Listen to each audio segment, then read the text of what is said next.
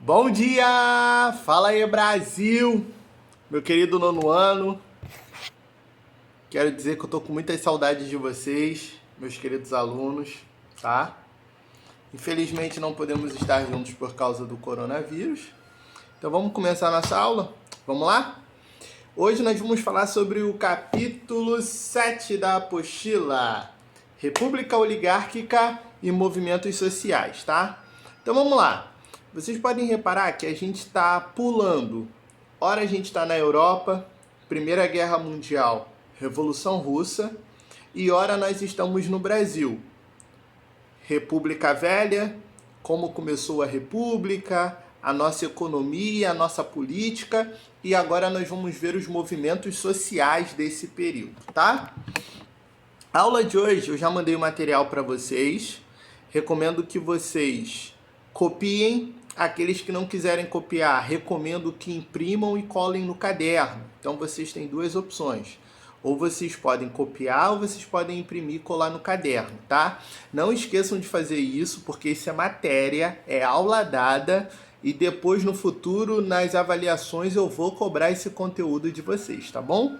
Espero que vocês estejam bem, tá? Espero que vocês estejam lavando as mãos, recomendação, em casa, só saindo para o necessário, tá bom? Vamos lá, vamos começar nossa aula? Já acordaram já? Olhos abertos, prestando atenção? Peguem o livro, porque aí vocês podem acompanhar no livro, se quiserem marcar alguma coisa lá, tá bom? O importante dessas aulas virtuais que a gente está tendo é que vocês têm que continuar estudando em casa. Vocês têm que estar lendo o livro, fazendo as atividades do livro que eu passo, que os professores passam. Vocês têm que estar entrando lá no portal Eleva, fazendo as atividades que tem lá, assistindo as videoaulas, tá bom? Porque isso tudo é um complemento para o aprendizado de vocês. Sem mais delongas, sem mais nada a declarar, nós vamos começar hoje o nosso assunto, que é a República Oligárquica e os movimentos sociais, tá bom? Vamos lá. Primeira coisa que vocês têm que ter na mente de vocês, que vocês têm que ter na cabeça de vocês, é o seguinte, já falei isso já várias vezes, preciso que isso esteja bem gravadinho na cabeça de vocês. O período da República Velha, esse início que vai de 1889 até 1930, é um período marcado por uma república onde o Brasil é um país dividido. Que divisão nós temos, professor? Nós temos a divisão da elite cafeeira, os ricos, aqueles que estão no poder, aqueles que são presidente da república, são os governadores, são os deputados, são os senadores, são os vereadores, são aqueles que dominam a vida política do Brasil. A elite ligada ao café. E do outro lado, eu tenho uma população mais pobre, composta por trabalhadores do campo, que representam mais ou menos entre 70% e 80% da população brasileira, tá? E os trabalhadores, podemos dizer assim, urbanos, que trabalham em indústrias e pequenos comércios, pequenas indústrias que você tem no Brasil, que representam 20%, 30% da nossa população. Essa grande maioria da população brasileira, ela é composta de gente pobre, humilde, que está excluída, que está fora da participação política no Brasil. Nas primeiras aulas eu falei com vocês a respeito do voto de cabresto, do coronelismo, que era uma estrutura de poder na qual esses coronéis se mantinham no poder e dominavam essa população muito mais pobre. Então vocês têm que ter isso na cabecinha de vocês. Esse primeiro período da República Velha é um Brasil dividido. Ricos, a elite, e do outro lado, os pobres, os trabalhadores, tá bom? Na aula de hoje, nós vamos falar a respeito de como esses grupos que estão excluídos, eles tentam lutar, na sua maioria, por melhores condições para a sua vida. Largar essa vida miserável que eles vivem para tentar ter uma melhora nessa sua vida miserável, tá bom? A aula de hoje, ela é uma aula um pouquinho longa, então vou pedir para vocês estarem muito atentos, prestando atenção naquilo que eu estou explicando para vocês, tá bom? Então, o primeiro motivo que eu coloco aí que é Os movimentos sociais são motivo da exclusão de grande parte da população brasileira. Então, essa população mais miserável, ela está excluída e vê nesses movimentos uma tentativa de melhora na sua vida, tá bom?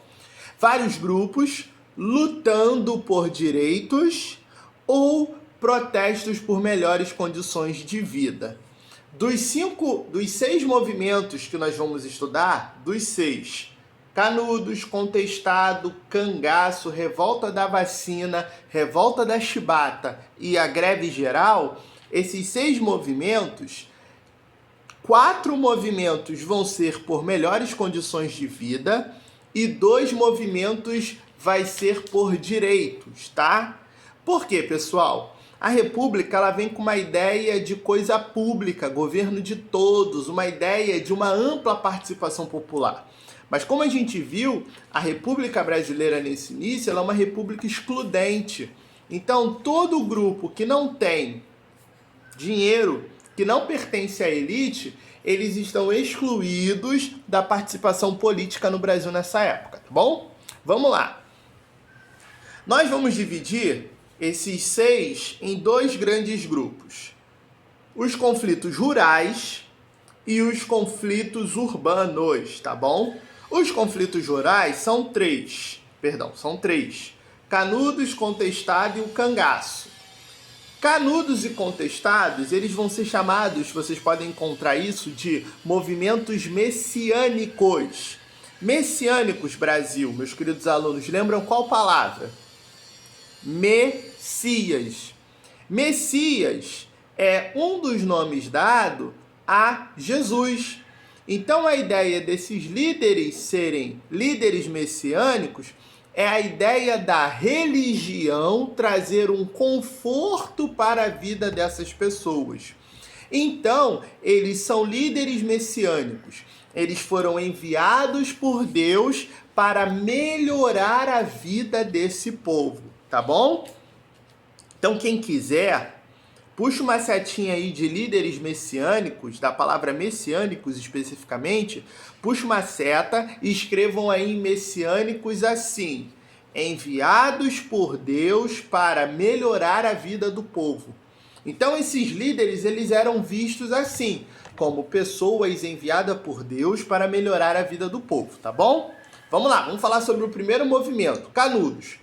Canudos acontece aí, eu coloquei no interior da Bahia, mas se vocês pegarem o mapa do livro, também vai pegar uma região de Alagoas, tá? O norte ali da Bahia, na divisa com Alagoas.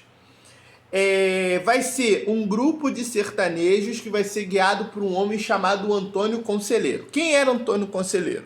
Antônio Conselheiro, ele era um cearense, ele teve uma boa educação por parte dos seus pais e ele estudou para ser padre. A família dele queria que ele se tornasse um padre. Só que no meio da sua vida, o seu pai vai morrer, ele vai ter que voltar para poder assumir os negócios da família. Os negócios da família dele vai falir, ele vai pegar, vender toda a propriedade que ele tinha dos seus pais, ele vai pagar as dívidas e vai sair pelo sertão fazendo uma pregação. E essa pregação que ele vai fazer no sertão da Bahia vai ser para uma população miserável e pobre. Mas isso vai chegar ao coração dessas pessoas como uma palavra de esperança. Por isso que é um líder messiânico. As pessoas vão ver em Conselheiro, Antônio Conselheiro, alguém que foi enviado por Deus para trazer uma palavra de esperança para essa população miserável e pobre.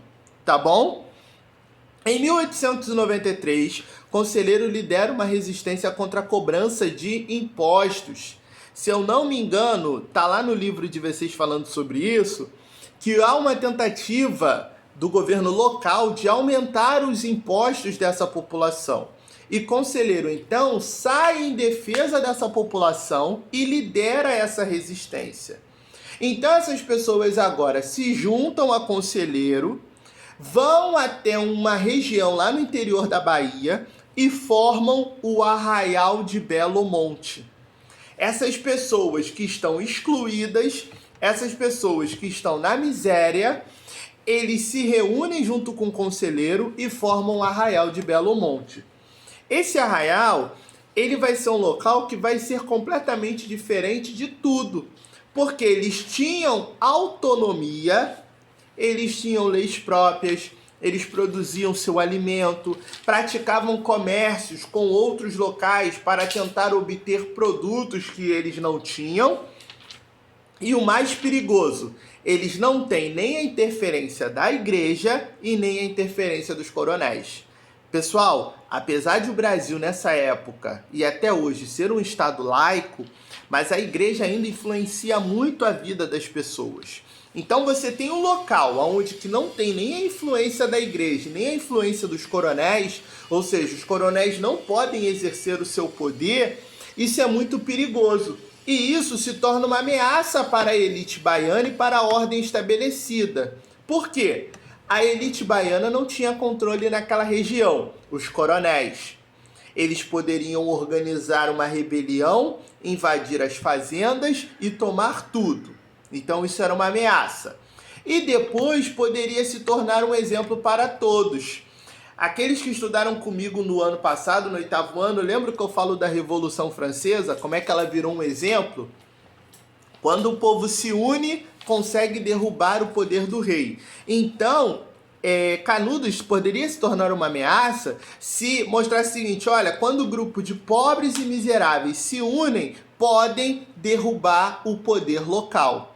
Então, o que vai acontecer? Os coronéis vão se reunir e vão pedir ajuda ao governo federal. O governo vai enviar 3 expedições para destruir o Arraial de Canudos. Dá certo? Não. O governo fracassa e isso começa a prejudicar a imagem do governo, porque as pessoas começam a ver assim: rapaz, olha como é que o pessoal de Canudos está resistindo. Olha como é que o pessoal de Canudos está sobrevivendo ao poder dos coronéis e ao poder da igreja, tá? Então, para acabar de vez com Canudos, o governo em 1897 envia a última expedição com a destruição total do arraial. Desculpa, tá? Se vocês ficarem com alguma dúvida, é só me chamar lá no Telegram, tá bom? Qual é a ideia de destruição total? É não deixar nada, não deixar nenhum rastro sobre Canudos, tá bom? Segundo, Contestado. Contestado foi o seguinte: Contestado foi uma região de disputa localizada entre o Paraná e Santa Catarina. Por isso que o nome da revolta é Contestado, era um local de disputa, tá bom? Qual é o cenário ali? O cenário ali nós temos a construção de uma ferrovia que ligava o Rio Grande do Sul até São Paulo. Essa rodovia, quando acaba... ferrovia. Estrada de ferro para trens, ferrovias, tá? Quando acaba a construção dessa ferrovia, a população fica desempregada, com fome e com miséria. Não tinha esse negócio de leis trabalhistas, indenização, essas coisas simples. Acabou a construção da ferrovia, a construtora mandou todo mundo embora. Essa população, muitos não tinham como retornar para sua casa, que não eram daquela região. Então eles ficaram desempregados, com fome e na miséria. Nesse cenário, nós vemos a ação do monge Maria, que era um homem que dizia que foi levantado por Deus, novamente, trazer uma palavra de esperança para aquela população, tá? Eles, em primeiro lugar, eles se estabelecem na região de Santa Catarina. Mas os ricos fazendeiros ficam com medo e expulsam eles daquela região junto com o apoio da polícia. O que eles fazem então? Eles atravessam a fronteira e vão para a região do Paraná. Só que lá no Paraná, eles também vão ser expulsos pela polícia. Só que, diferentemente de Santa Catarina, onde eles aceitaram de boa essa expulsão, no Paraná não. No Paraná, eles se organizam e vão para o conflito. Conflito sangrento e marcado em um dos conflitos pela morte do João Maria. Mesmo com a morte dele, os seguidores continuam um conflito, e o conflito que antes era um conflito político e econômico se torna religioso. Porque agora o pessoal da região de Contestado falavam que eles tinham que ficar naquela terra porque era território sagrado. Era uma terra onde o monge João Maria teve as revelações e cuidou das nossas vidas, tá bom? O conflito vai durar 4 anos, o governo vai enviar novamente o exército de maneira bem massiva, bem pesada, e vai acabar com o grupo de pessoas, aquela população que se revoltou ali, tá? Nós vamos ter mortes, e as mortes vão ser por fome, doença e pelas batalhas, tá? Você vai ter uma epidemia de tifo, que é uma doença que vai matar grande parte da população. Então, o que vai acontecer? Ao final do conflito, nós vamos ter a divisão. Um pedaço do território fica para Santa Catarina, o outro pedaço fica para o Paraná, e Contestado é destruído completamente, tá bom? Vamos lá, falar do último movimento rural, que é o cangaço. O cangaço, ele vai crescer na região do Nordeste brasileiro. Quem já teve a oportunidade de ir ao Nordeste, como eu já estive em Recife, você vai ver muito grande a presença de elementos do cangaço, aquele chapéu, você tem um museu lá que fala um pouquinho da história dos cangaceiros, da história do Lampião, que é o mais conhecido.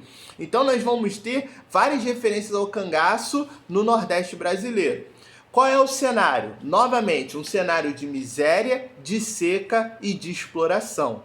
Então o cangaço, como eu coloquei no material, são grupos armados que andam pelo sertão com práticas: assalto a povoados, invasão de fazendas e assassinato quando necessário. Em sua maioria, eles não eram assassinos, mas o assassinato era utilizado por eles, muitas das vezes como uma maneira de vingança ou em muitos conflitos, tá bom? Uma coisa que é importante falar, que o cangaço, eles não estão combatendo o coronelismo. Os cangaceiros, eles não estão ali para dar melhoria ou melhora na qualidade de vida para as pessoas. Eles não estão ali para lutar pelo povo. Os cangaceiros estão ali para lutar pelo enriquecimento próprio, tá? Você vai ter o caso do Lampião, de Maria Bonita. O Lampião, em muitos assaltos que ele fazia, ele roubava artigos de luxo, perfume, sabonete, shampoo, tá? Enriquecimento próprio. Segundo, muitas pessoas que compunham o cangaço, compunham por causa de vingança. Sim, o coronel fulano de tal acabou com a minha família. Eu me junto ao cangaço, numa tentativa de quê, pessoal? Numa tentativa de ter vingança pelo assassinato da minha família, tá bom? Perda de terras, tá? Esses coronéis vão muito tomar a terra das pessoas mais pobres e mais humildes. Então é uma tentativa também deles conseguirem uma vingança pessoal, as suas terras que perderam, e melhores condições de vida, tá bom? Mais famoso é Lampião. O bando dele vai viver de 1922 até 1938, quando ele vai ser assassinado numa emboscada, tá bom? E o cangaço vai começar a perder força a partir de 1930, no governo do Vargas. A gente vai estudar isso no próximo bimestre, que é quando a gente tem o fim da República Velha e o início da Era Vargas. O Vargas, ele vai combater esses grupos paralelos. Todos esses grupos que ameaçavam o poder central, todos esses grupos que visavam derrubar o poder central, vão ser fortemente combatidos pelo Vargas, que vai ser um centralizador, tá bom? Então, como eu coloquei, diminuir o poder paralelo. Então, pessoal, nós estudamos até agora as três revoltas, os 3 conflitos rurais. Qual é a característica em comum que esses 3 têm? É um cenário de pobreza, de miséria e de fome. Então essas pessoas, elas estão lutando por melhores condições de vida, sendo que Contestado e Canudos, eles têm um movimento, que eu falei para vocês, que é um movimento messiânico. Os seus líderes são vistos como enviados de Deus para trazer uma palavra de esperança para essa população. Beleza? Se tiver dúvidas, só me chamar lá no Telegram que eu tiro todas as dúvidas, tá bom? Vamos lá, não dorme não, preste atenção. Agora nós vamos falar sobre os 3 movimentos urbanos. Conflitos urbanos ocorreram na cidade. Ah, professor, mas grande parte da população não mora no campo? Sim, mas nós vamos ter conflitos também na cidade. E os conflitos, eles vão acontecer nas 2 maiores cidades no Brasil nessa época e até hoje, que é o Rio de Janeiro, que é a capital do Brasil, tá? E São Paulo, que é a cidade, é o estado mais rico do Brasil. Então vai ser nesses 2 grandes centros urbanos que vai acontecer esses movimentos, tá bom? Vamos lá, revolta da vacina. O principal motivo, população contra as medidas de reurbanização do Rio de Janeiro. Pessoal, no início do século passado, no século XX, o Rio de Janeiro era conhecido como o túmulo do Atlântico. As pessoas saíam da Europa para morrer de doenças tropicais aqui no Rio de Janeiro. Como eu já falei para vocês, era uma cidade que tinha péssimo saneamento básico, aonde era comum você ver andar animais no centro da cidade. Então a cidade, ela era completamente uma cidade ainda colonial. As pessoas olhavam para o Rio de Janeiro e não viam no Rio de Janeiro uma cidade moderna, mas viam uma cidade ainda presa à sua época de colônia, tá bom? Então, vocês podem puxar uma setinha aí de Rio de Janeiro, quando eu boto assim, tentativa do governo de transformar o Rio numa cópia das cidades europeias. Rio de Janeiro, no RJ aí, vocês puxam uma setinha e escrevam túmulo do Atlântico, tá? Porque as pessoas morriam de várias doenças aqui. Vamos lá. O presidente do Brasil, que era o Rodrigues Alves nessa época, junto com o prefeito do Rio de Janeiro, eles organizam uma maneira de melhorar a cidade do Rio. Imagina você quer sempre melhorar a sua casa para receber as visitas muito bem recebidas, para que elas tenham uma boa impressão.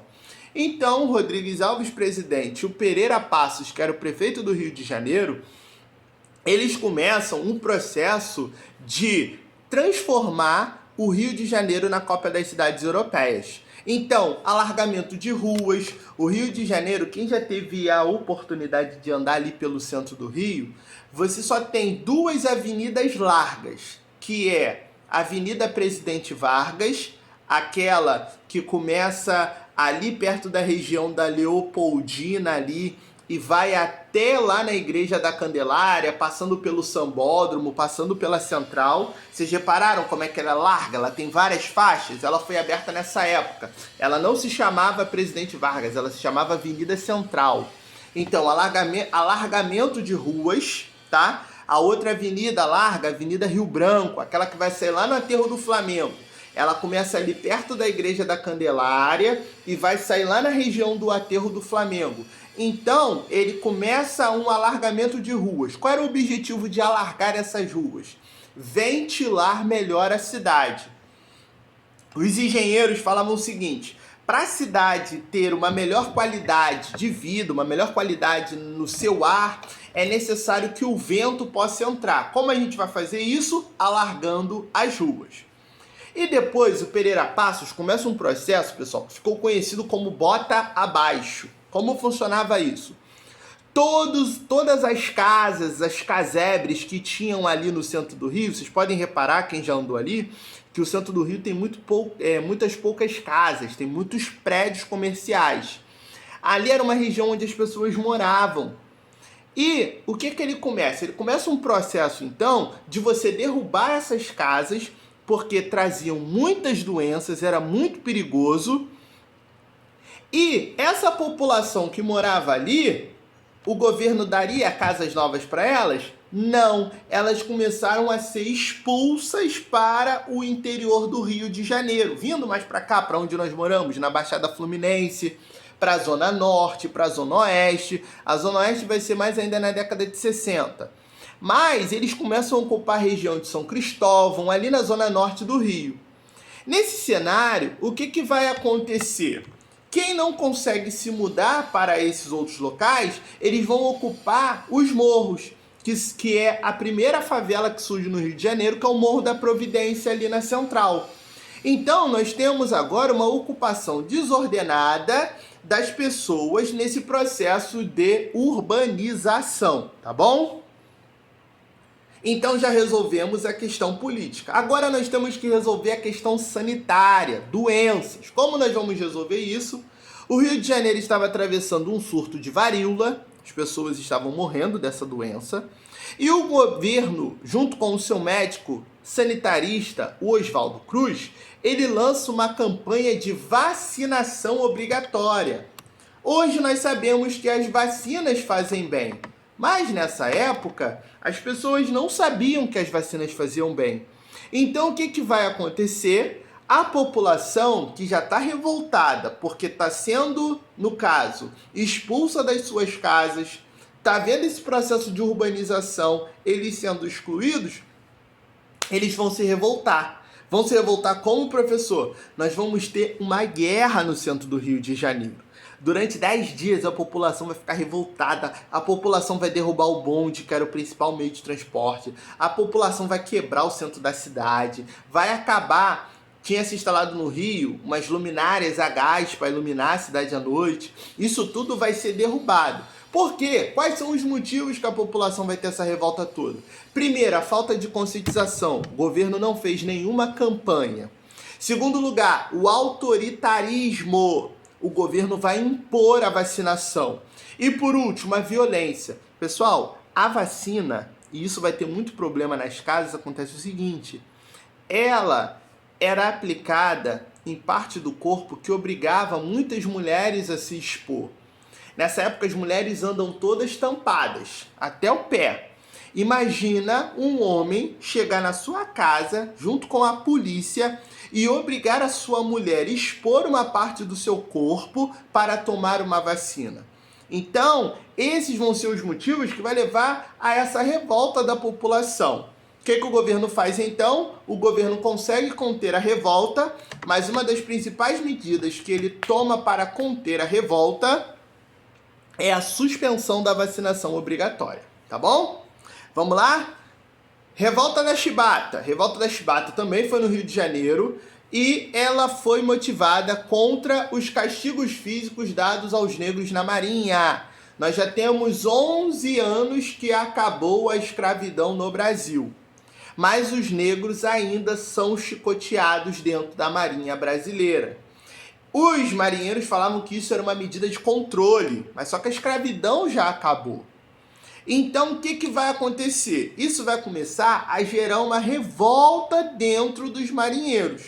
E qual vai ser o estopim para o início da revolta?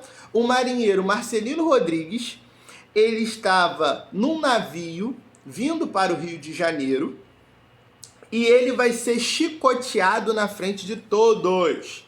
Falam que ele toma mais ou menos 100 chibatadas na frente de todos os que estavam dentro do navio, todos os marinheiros.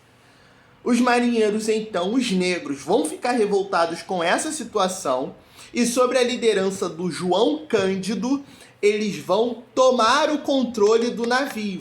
Além de tomar o controle, nessa época, como fazia... O navio entrava pela Baía de Guanabara. Eles entram e apontam os canhões para a cidade do Rio de Janeiro. Eles dão 2 tiros contra a cidade como uma forma de aviso. Só que esses tiros matam 2 crianças. E qual é a exigência deles? Nós queremos o fim dos castigos físicos. E aí, a população se divide. Um grupo vai apoiar os marinheiros, ficar a favor das exigências dele, e um outro grupo vai ser contra. E aí o governo vai ficar numa, podemos dizer assim, numa saia justa. Porque além disso, você tem canhões apontados para a cidade do Rio de Janeiro. Imagina, chega-se a notícia na Europa de que a capital do Brasil estava sendo bombardeada, né? Vão ser 4 dias de revolta, 4 dias vai ficar nesse impasse, vai ficar nessa negociação. E aí, o governo vai aceitar as exigências. O governo vai decretar os fins dos castigos físicos dentro da Marinha e o governo vai deixar de punir os revoltosos, tipo um acordo de paz. Vocês não vão ser punidos. Os revoltosos aceitam, encerra-se, mas só que o governo não cumpre com a sua palavra. E o que é que vai acontecer? O governo vai trair os revoltosos e vários deles vão ser mortos e outros vão ser presos e enviado para o Acre, que é aquela região, o estado mais afastado do Brasil, a ponta oeste do nosso território. E aí nós vamos ter então o que se chamou-se de traição do governo. Mas o que esse movimento representa? Representa pela primeira vez os negros lutando unidos por algo que era de interesse de todos, que é o fim dos castigos físicos dentro da Marinha. E eles conseguem essa vitória. Tá bom? Para nós encerrarmos, nós vamos falar sobre a greve geral de 1917. Foi uma série de greves ocorridas nas regiões industrializadas do Brasil, São Paulo, no século XX, século passado. Os operários buscam melhores condições de vida, trabalho e salário, tá? Eles vão ter êxito na greve no sentido de conseguir parar a produção das fábricas por causa da presença dos imigrantes. Os imigrantes que chegam no Brasil no final do século XIX, início do século XX, italianos, alemães, eles já têm uma experiência com o movimento de greve na Europa. Lá eles já viveram a Revolução Industrial. Então, eles vão conseguir movimentar os operários para que eles parassem, tá bom? E eles também vão conseguir parar por causa das circunstâncias de trabalho, tá bom? Vão formar o Comitê de Defesa Proletariada, ou seja, eles vão se unir já no princípio do que hoje nós chamamos dos sindicatos, e eles vão fazer exigências. Jornada de trabalho de 8 horas, o que nós temos hoje, mas nessa época eles trabalhavam 14, 15 horas, aumento de salário e a proibição do trabalho de menores de 14 anos. As fábricas no Brasil empregavam crianças de 7, 8 anos de idade. Então, eles conseguem com que se organizem e se juntem para exigir melhorias. O governo vai reprimir de forma violenta, principalmente a polícia em São Paulo, invasão de sindicatos, prisões, mortes. Eles vão conseguir poucas conquistas. Mas essa greve ela é importante porque é o fortalecimento, coesão, a união e a organização dos operários e dos sindicatos. A partir de agora, principalmente no governo do Vargas, quando nós estudarmos no próximo bimestre, eu vou mostrar para vocês que como o Brasil vai passar por uma transformação, nós vamos deixar de ser um país agrário e passarmos a ser um país urbano, esses trabalhadores eles vão ter muita força política dentro do Brasil. Mas essa força política só foi possível por causa desse processo que eles iniciam nessa greve. União, coesão, organização, trabalhadores unidos, mais ou menos os princípios do Marx, lá quando ele fala sobre o socialismo, trabalhadores do mundo, univos. Então trabalhadores unidos, tá bom? Pessoal, espero que vocês tenham gostado. Sei que a aula hoje foi um pouquinho longa, mas nós precisamos falar sobre esses temas. Se tiverem dúvidas, é só me chamar lá no Telegram. Você mesmo, que já acabou de assistir esse vídeo, você agora vai pegar o seu material, o dever que eu passei para casa semana passada, que nós vamos corrigir lá no Telegram, tá bom? Brasil, tchau, tchau. Até lá no Telegram. Tchau, Brasil!